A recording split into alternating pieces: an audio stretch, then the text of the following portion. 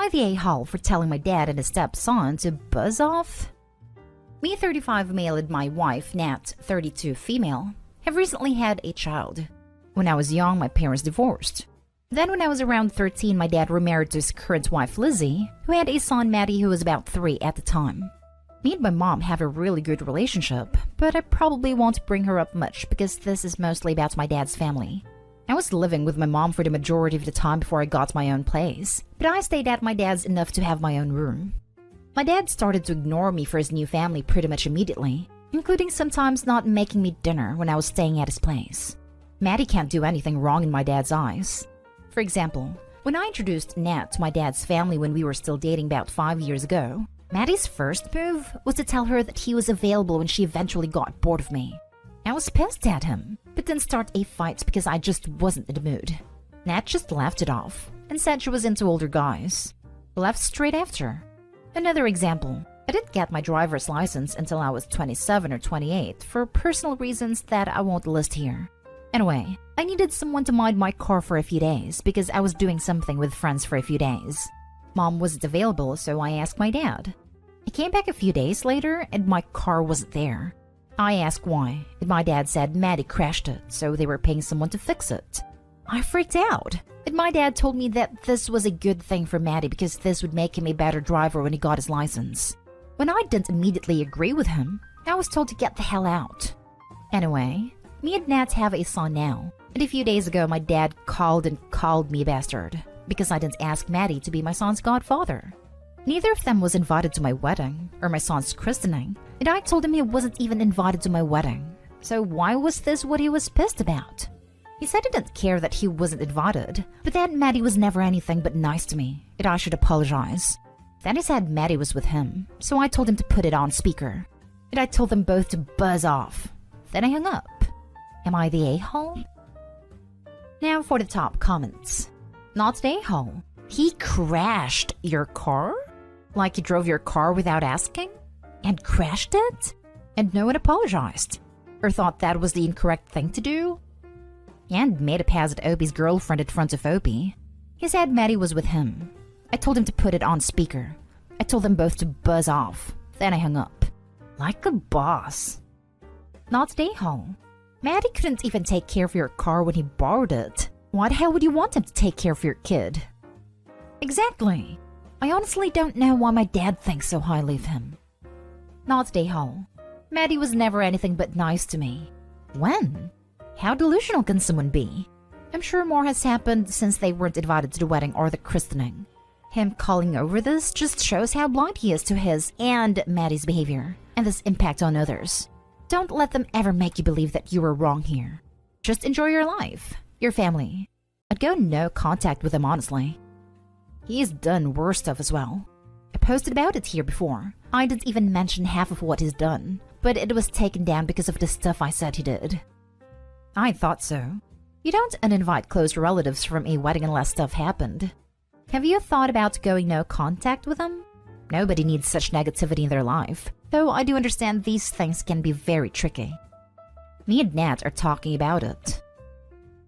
Next story. Am I the a-hole for making my stepson choose between therapy or living with his dad after what is done? My stepson Aaron, 17, has always been a jokester. First, his jokes were funny, but he then started using others' identities to start drama in family and friends. For example, he once texted his cousin's phone with a flirty text, and his cousin's girlfriend saw it and it got messy. He texted his uncle pretending to be his son's friend and lied about his son being in an accident. It was awful. I tried doing something about it, but everyone would say he's adapting, that it's normal teenager behavior, and he'll grow out of it. He even blamed his dad, saying he is a jokester himself, so it's a trait in his DNA. I tried to get an explanation out of him, and he'd say stuff like, dude, like, it's kind of fun, which made no sense. My final straw was days ago when I was at work, and I received a text via my pregnant wife's phone, telling me her water broke, and told me to meet her at XXX hospital. I drove her 1.5 hours and called her family, and we went there. We were shocked to know my wife never came to the hospital. I called her phone, then went home. When I got there, I found out my wife was actually napping like she does usually, and Aaron coming downstairs laughing at my face and my in-laws' faces. I yelled at him when he said he got me fooled by taking my wife's phone and texting me about her going into labor. He asked, "Oh my freaking god, did you literally drive to the freaking hospital?" My wife said nothing, but I decided I had it. I told him I was sick of his games, and he has two options: therapy to fix his issues or no longer live in my house. He complained about it being his dad's idea, but it was obvious blame shifting. He went upstairs calling me names. My wife tried to calm me down, but my blood pressure, I have chronic disease, was up and I was shaking. My in-law said I was too harsh and went too far with my ultimatum. I declined to back down because I think I won't be able to take it more. I apparently made them more upset than what Aaron did. I said I have to forgive him and drop it, but I couldn't. Thing is, Aaron is 100% against therapy and has a pretty bad idea of it.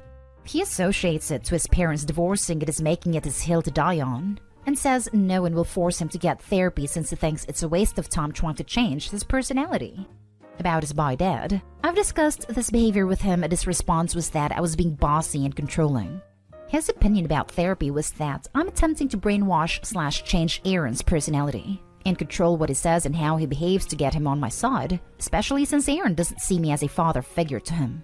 Of course, none of his claims are true. He even told me to my face that Aaron can do whatever he wants whenever he pleases, and it's none of my concern. But I was trying to keep communication open. Otherwise, I'd be accused of enforcing my own thoughts/decisions without Aaron's dad's input. Not day home. Your stepson is 17, not 7, and if he doesn't know the difference between right and wrong at this age, you are well within your rights to not want to associate with him. Honestly, given the lack of parenting from his mother, I would question my decision to have children with a woman who will not help or discipline her son. Too late now though, she's already pregnant. Did I question Opie's judgment in ever having children with someone who managed to raise this child? Opie not stay home. This soon-to-be adult will get himself arrested for the stupid crap he's pulling. Your ultimatum is sound and fair. Edited to add, his behavior might be stemming from jealousy of the baby. Given how immature he is, this is very likely. Not day home. It seems though, what if God is an in-law problem? Aaron is never going to change when all the adults around him justify his behavior.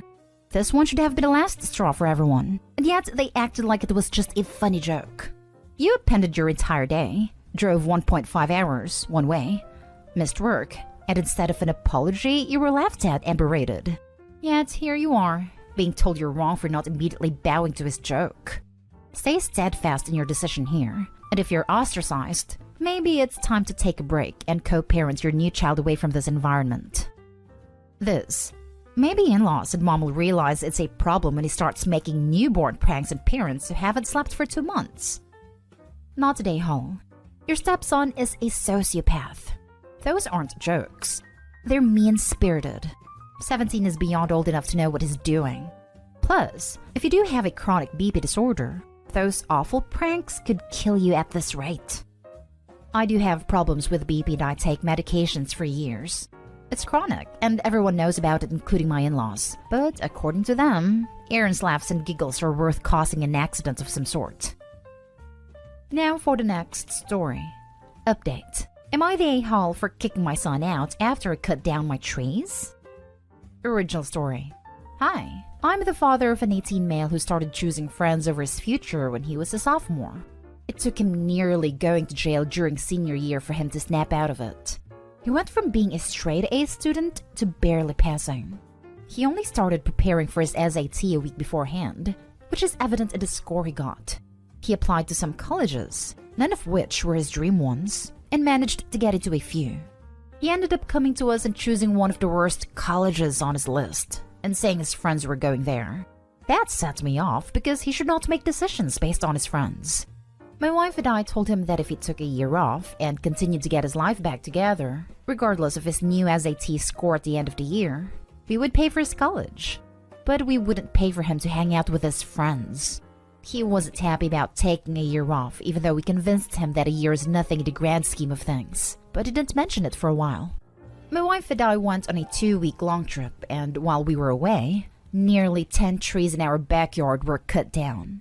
There were some sort of sandalwood trees planted only God knows how long ago.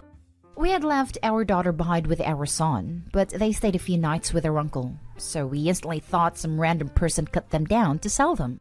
Our daughter secretly said she has an idea of what happened, but didn't elaborate. Quick security check shows our son hired a company to, badly and hastily, cut the trees and cut them into logs and planks with my equipment, then sold it to strangers. We ended up arguing, and him saying he needs money for college.